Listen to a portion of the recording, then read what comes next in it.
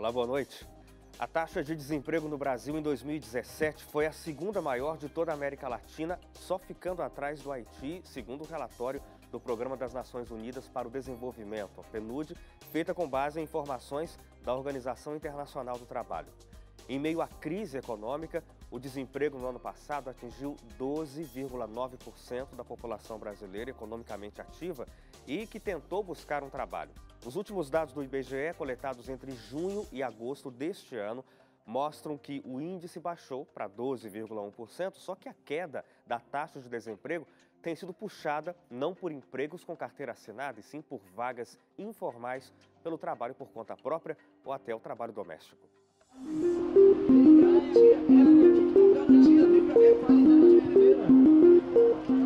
Não tem como negar, o brasileiro tem passado por dificuldades na hora de conseguir um emprego. Já estou desempregado há 1 ano e meio e a esperança é arrumar emprego a qualquer momento, né? O desemprego já vem há muito tempo, né? Desde quando eu saí do meu último emprego, que eu não consigo mais outro. Então, tá complicado, difícil. A economia até saiu da recessão, mas ainda não cresceu o suficiente.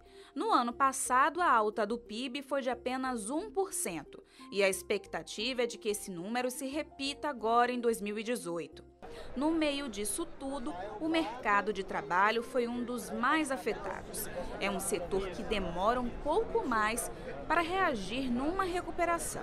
Num quadro como esse, milhões de brasileiros recorrem à informalidade.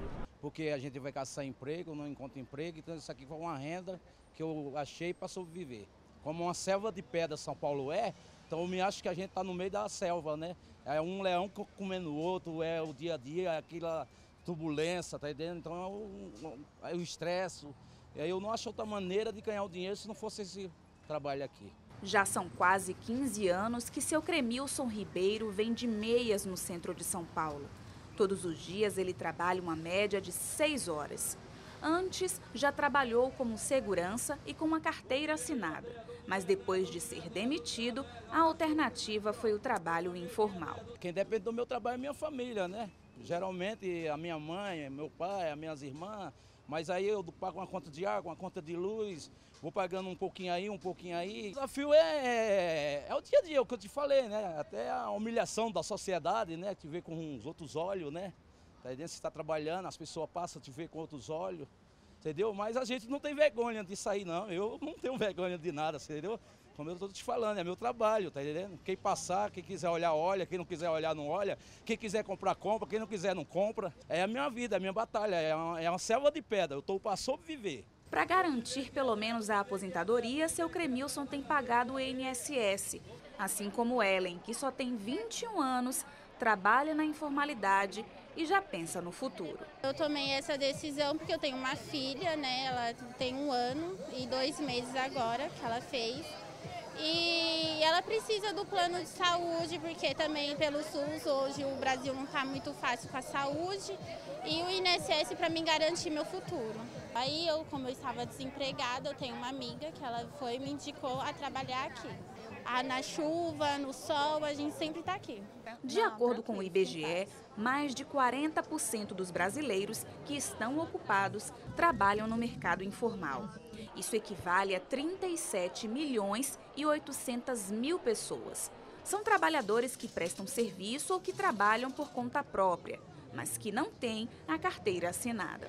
Todo trabalho, em tese, ele tem que estar protegido por uma legislação. E em razão disso, se recolhe contribuição previdenciária, se paga imposto de renda, se recolhe fundo de garantia, se tratando de contrato de emprego, ou pelo menos se recolhe imposto de renda e INSS, se tratando de um trabalho autônomo. O trabalho informal pode ser um tipo de emprego ou um tipo de trabalho autônomo que é feito à margem da legislação. Sem esse respaldo da legislação, o trabalhador não tem acesso à previdência social, ao seguro-desemprego, férias remuneradas, entre uma série de outros benefícios. Alguém que fica na informalidade e que não tem a carteira assinada, ele não conta tempo para se aposentar. Ele fica sem tempo para aposentar, não contribui para o INSS. Então, além de dos benefícios próprios da aposentadoria, ele também fica sem assistência em caso de doença, que é o auxílio-doença, em caso de acidente do trabalho, e ele também não tem a proteção do tempo do serviço, que é o fundo de garantia, que vai criando uma poupança a qual ele consegue sacar a partir do momento que ele se torna desempregado, né, numa dispensa sem justa causa, ele fica sem proteção da jornada de trabalho dele, garantia das férias. Então tem todo um conjunto de proteção que a lei faz. O IBGE fez um levantamento que mostrou o seguinte, que entre os anos de 2002 e 2012, houve uma redução no número de trabalhadores informais. O problema é que com a crise esse quadro mudou e o número desses trabalhadores voltou a crescer. Prova disso é aqui na 25 de março, que a gente perde de vista o número de trabalhadores informais. Carteira assinada é melhor, né? Mas não tem outra opção, né? A gente tem que ficar assim mesmo. Mesmo sem o respaldo da lei, é assim que Sebastião se sustenta. Vou aqui mesmo, pego milho aqui mesmo. Chego aqui às 11 horas e saio às 7 horas. Curau, pamonha, milho, cortadinho no pratinho. No cenário de recuperação econômica, é comum o mercado de trabalho começar a crescer por meio da informalidade. O que acontece é que contratar e mandar embora no Brasil é muito caro. Então, os empresários acabam migrando para a informalidade para começar a contratar para atender uma pequena demanda que cresce e aí, num segundo momento, eles migram para a contratação formal. O Serviço de Proteção ao Crédito realizou uma pesquisa e identificou que muitos brasileiros recorrem a bicos para colocar a vida financeira em dia. Apesar da melhora da economia, os efeitos disso ainda não foram sentidos pelas pessoas, fazendo com que elas recorram a alguma forma de renda extra e, muitas vezes, ao trabalho informal. O que a gente tem visto é que, apesar da recessão ter terminado no começo do ano passado, a crise econômica ainda tem muitos efeitos na vida do brasileiro, especialmente com relação ao orçamento muito apertado. Por isso que a gente viu na pesquisa que 64% dos brasileiros precisam fazer algum bico para complementar a renda, e esse número é inclusive maior do que os 57% que a gente tinha visto no ano anterior. Então, o trabalhador continua com um orçamento muito apertado, porque quem estava trabalhando muitas vezes teve a sua renda diminuída e ainda tem o medo do desemprego. Então, o bico ou o trabalho esporádico acaba sendo uma boa forma de voltar a ter renda e fazer com que o orçamento faça frente a todas as contas. E aqui dentro do estúdio eu recebo hoje Silvio Alckmin, advogado especialista na ação de tributarista. A gente conversa sobre vários assuntos dentro do programa hoje. Silvio, muito obrigado pela sua colaboração com a gente. Seja bem-vindo, boa noite. Eu que agradeço, boa noite. Silvio, você é advogado tributarista. A gente passou a matéria aqui falando sobre as projeções do emprego para 2019. E aí eu já começo perguntando qual é a relação que a gente pode fazer entre essa situação de emprego no Brasil e os recursos, não recursos, mas as ações tributárias no Brasil. Sim. Há uma relação direta entre o custo Brasil efetivamente analisado sob o ponto de vista tributário e sobre a criação de novos empregos. O grande problema que nós encontramos é uma carga tributária excessivamente elevada, seja em qualquer área que você fizer uma análise dentro da empresa. Especificamente na contratação, os encargos tributários são extremamente elevados. O indivíduo, quando é contratado, quando ele se torna empregado de uma empresa, ele acredita que ele vai receber um valor X. Só que naquele valor tem algumas deduções que, quando chega o primeiro contra-cheque, ele questiona. E isso acontece em função da tributação que ocorre. Aliás, Silvio, muita gente tem essa dificuldade, não consegue interpretar o próprio contra-cheque, o olerite, por conta de tantos dígitos, tantas deduções, as entradas, as saídas. Tem muita gente que olha aquilo ali e é uma incógnita. Sim, exatamente. Isso acontece de forma reiterada, inclusive, algumas vezes é objeto até de pessoas que buscam informações com um advogado quando vão demandar um empregador. O empregador muitas vezes trabalha da maneira correta, mas ele não consegue entender como ele é contratado, por exemplo, para ganhar R$2.000 e o líquido dele não chega nem próximo disso. Existem deduções, por exemplo, que você tem que considerar como INSS, imposto de renda, FGTS, vale transporte, que você tem um certo número de um valor que vai ser deduzido, a alimentação, também você tem algumas especificidades. Isso, às vezes, a pessoa não tem esse conhecimento e discernimento.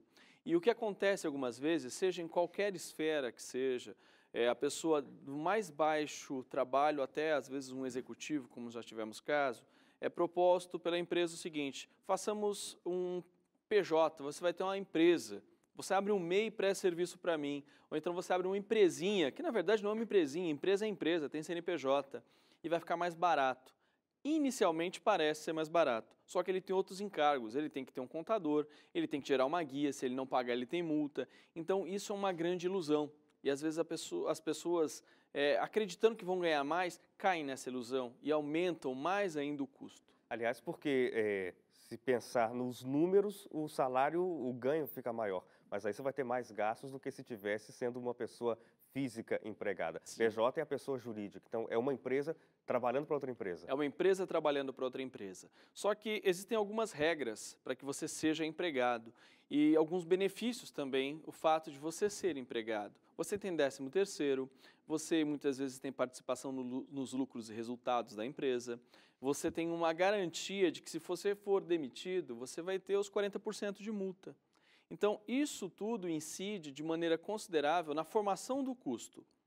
E a formação do custo, ela está diretamente atrelada, muitas vezes, ao faturamento.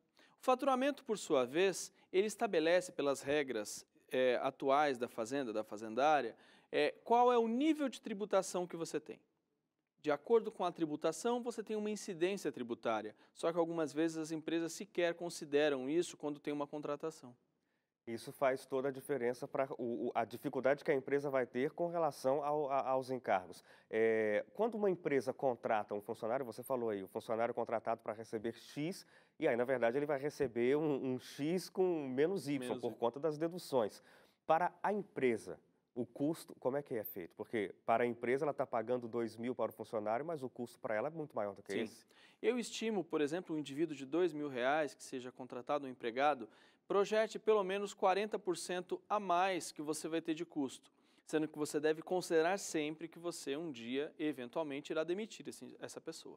De acordo com a Organização Internacional do Trabalho, o desemprego é preocupante não só aqui no Brasil, mas também em outros países da América Latina, já que milhões de pessoas trabalham na informalidade, sem contribuir com a Previdência Social, por exemplo, o que compromete a arrecadação para uma futura aposentadoria.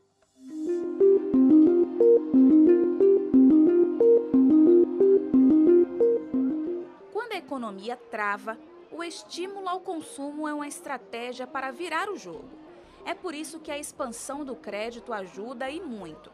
Só que com a elevada taxa de informalidade, os bancos restringem o crédito, reduzem o financiamento e aí fica difícil para a economia e para o consumidor. Uma boa alternativa é buscar a formalização.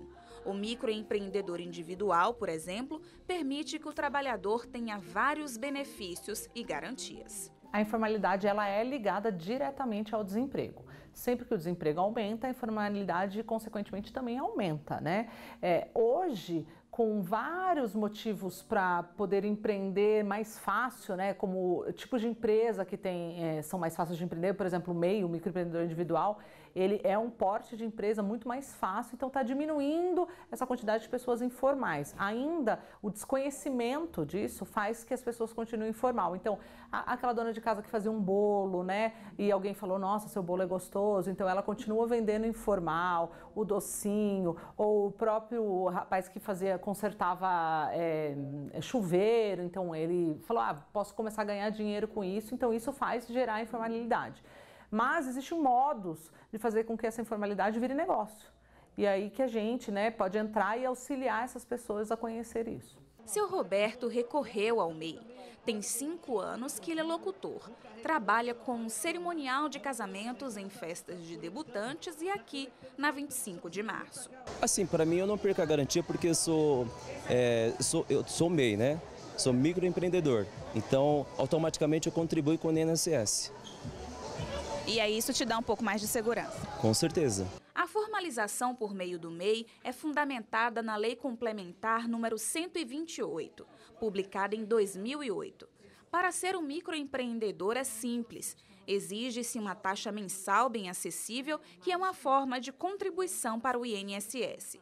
De acordo com o Sebrae, que trabalha diretamente com o empreendedorismo no Brasil, por hora, cerca de 7.000 pessoas se cadastram como microempreendedor individual. O problema é que, apesar da demanda alta, a taxa de inadimplência também é exorbitante. Só em São Paulo, 80% dos MEIs são inadimplentes. É por uma falta de planejamento, a pessoa não faz esse controle, né, controle financeiro mesmo da empresa.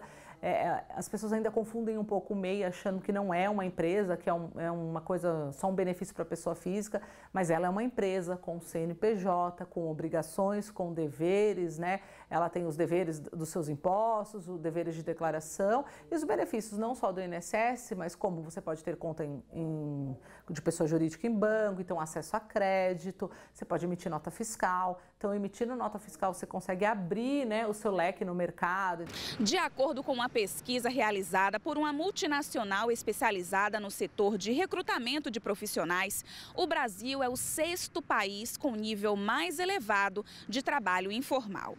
O problema é que se manter na informalidade tira do trabalhador alguns direitos essenciais e, inclusive, interfere na economia nacional. Então, você imagina o quanto isso não gira de negócio.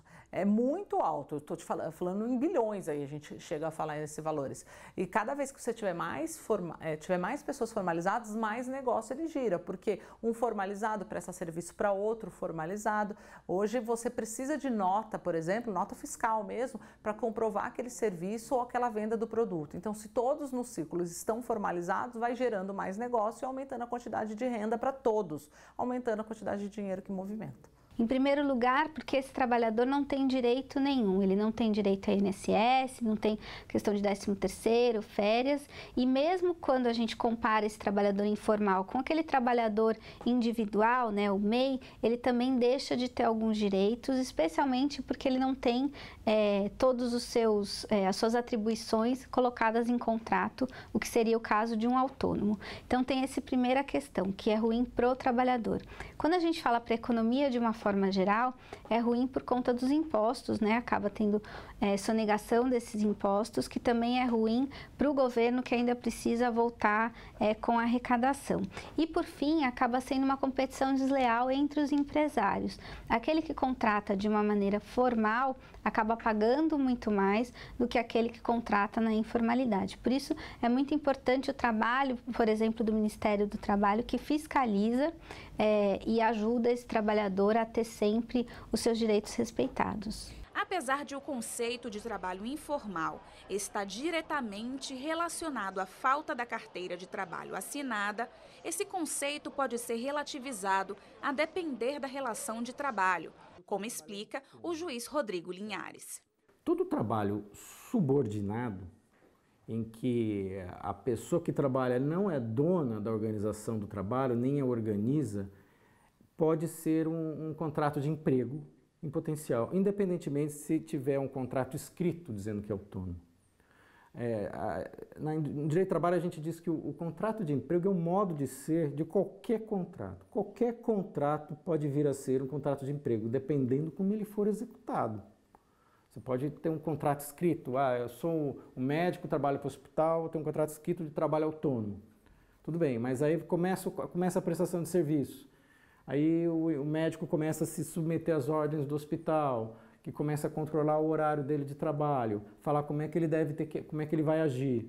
Descaracterizou o trabalho autônomo e o contrato se transforma legalmente em um contrato de emprego. E aqui no estúdio hoje a gente fala sobre o peso da carga tributária nessa relação de emprego no Brasil. Nosso convidado é Silvio Alckmin, que é advogado tributarista, mas é também da área de contabilidade. Essas duas áreas têm que andar juntas, Silvio, para poder entender o sistema tributário brasileiro? Sim, tem. Na verdade, eu sou contador também e a necessidade veio em função da excessiva complexitude que há em relação aos impostos, aos tributos. Existe um grande problema, se tratando especificamente do trabalho formal ou informal, que afeta diretamente o custo que nós temos. Algumas pessoas não conseguem entender como o produto que ele compra com aquela pessoa que faz o produto de maneira informal na sua casa e vende, pode ser tão mais barato do que aquele empresário que na outra ponta tem uma empresa aberta, paga tributos, tem pessoas e tudo mais. E aí, para muita gente que não consegue entender isso, não sabe o peso que há de tributos, acha que é especulação, que o empresário exagera no preço. Mas você falou no primeiro bloco, é preciso que o produto, ele precisa ter dentro da formação de preço todo o custo que aquela empresa tem, inclusive os tributos. O que acontece para que o nosso sistema seja tão complexo, tenha tantos impostos, tantos tributos, difícil de se compreender, tem imposto que a gente descobre que existe quando chega a cobrança dele. Sim, exatamente. Na verdade, a guerra fiscal é proveniente de uma estruturação tributária extremamente deficitária. Ela é deficiente porque ela é feita de forma nivelada, ou seja, existem diversos tipos de impostos, de tributos, que incidem sobre diversos tipos de atividade. A título de exemplo, se você pegar uma prestação de serviço numa localidade e essa localidade tem uma área limítrofe, ou seja, ela faça divisa com o município e atravessar. Algumas vezes o ISS, que seria de 2%, simplesmente porque você atravessou a fronteira, ele passa a ser 5%. E tem um outro problema. Algumas vezes, aquele próprio local que tem 2%, que é mais benéfico, ou que tem 5%, que é mais maléfico, executa você. Então, algumas empresas, infelizmente, elas têm que considerar que ela tem que depositar os dois, porque ela pode ter uma execução fiscal. Ela Isso tem que pode pagar o imposto para os dois locais para se garantir. Discuta primeiro e receba de volta depois, é o que a gente fala algumas vezes. Nós falamos algumas vezes para o cliente. E o que é um contrassenso? Há uma disparidade muito grande, o que impede efetivamente o empresário de ter uma garantia e uma certeza. Então, investir num país onde você tem essa incerteza jurídica tributária é muito arriscado. Agora, com relação a essa carga tributária, ao sistema tributário brasileiro, a gente tem, entra a legislatura, sai a legislatura no Congresso Nacional, a gente tem promessas de discussão, de revisão da carga tributária, do sistema tributário brasileiro. Por que isso é necessário? Você vê necessidade dessa discussão, de um alinhamento, de uma reformulação do sistema? Sim, sou plenamente favorável. Eu acredito que o imposto ou tributo, que seria o gênero, ele deve incidir de forma única. Assim como em países desenvolvidos, qualquer outro tipo de país desenvolvido, não existe essa complexitude que tem. A título de exemplo, uma empresa pequena, ela precisa de pelo menos, para conseguir operar um escritório que tenha pelo menos 4 pessoas. Isso se ela operar dentro da localidade dela e, no máximo, fazendo algum tipo de atividade fora. Então, tem que ter alguém que conheça de ISS, ICMS, se ela estiver comercializando, dependendo do tipo de produto que ela for fazer, impostos de exportação, impostos de importação. Aí você cai num grande problema. Se você importa, você tem 100% de imposto de importação. Então, é absolutamente improvável que você vai importar algumas vezes de forma lícita. O que acontece é a ilicitude. Um indivíduo atravessa a fronteira do nosso país, vai para algum país vizinho, traz o produto mais barato e vende em locais sem nota, sem gerar emprego, sem recolher tributo, sem nada. Assim como o indivíduo que está trabalhando de forma irregular, ele está deixando de recolher para a Previdência e grande parte desse rombo em função da informalidade. Se você considerar que 13 milhões de pessoas estão desempregadas, mas 13 milhões devem estar fazendo alguma outra coisinha, e elas não estão gerando nenhum tipo de recolhimento para a Previdência, o que causa um maior rombo do que nós já temos. Claro. Essas discussões sobre imposto único, né, ou uma simplificação dessa carga tributária, só simplificar já seria um passo importante? Em vez de, a gente vai levar algum tempo talvez para chegar nesse nível de país desenvolvido, mas uma simplificação já ia ajudar um pouco as empresas, o empresário a conseguir se manter, a conseguir empregar, a conseguir pagar um salário digno? Sim, absolutamente, eu concordo. Uma tratativa de forma extremamente cuidadosa e até mesmo lógica seria o necessário. Seria a clareza da tributação, porque inexiste uma clareza, você tem uma grande incerteza, e a incerteza aumenta o risco, e o risco não traz benefícios diretos ao fomento do desenvolvimento de novas empresas, contratações, porque há uma grande incerteza, o que vai e o que não vai acontecer. Silvio, eu agradeço muito pela sua colaboração com a gente, foi de extrema importância discutir esse assunto para ajudar o telespectador, principalmente agora a gente está aí às portas de uma nova legislatura, quem sabe a chance de o brasileiro fazer a pressão que precisa fazer lá no Congresso Nacional para que esse tipo de mudança seja colocado em prática. Muito obrigado. Eu que agradeço, muito obrigado. A você de casa, muito obrigado. Realidade em Pauta fica por aqui e eu te convido para acompanhar essa nossa discussão de novo, se você quiser, inclusive divulgar, entra lá no nosso site, novotempo.com/jornalismo. Espero você no próximo programa. Até lá.